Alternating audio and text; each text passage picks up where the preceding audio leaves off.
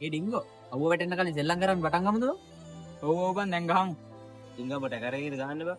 පරිස්සමෙන් ගහන්න. හරි ඉන්නව කොහෙනම් අද ගහන්න සුපිරියක්.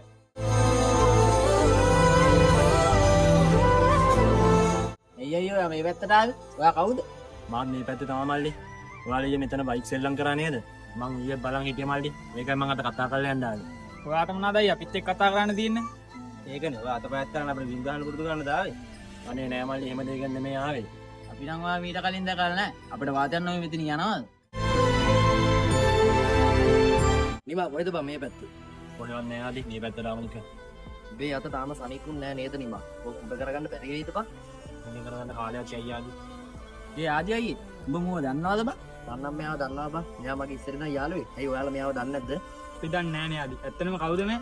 බයික් එකක් පැද ගන්න බැරි චරිතයක්ද? ඔබ මෙයාගෙන් දහන්න මන්නේ බයික් එකක් පැද ගන්න බැයිද කියලා. නෑ ආදි මේ මල්ලා මුකුත් දන්නේ නෑනේ. කියන්න යන්න එපා.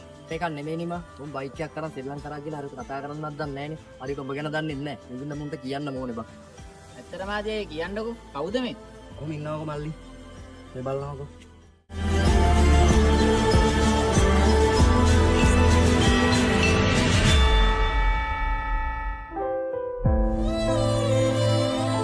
අඩේ මේ අයියා මාර වැඩෙක් නේ මම මෙයාව දැකලා තියෙන්නේ.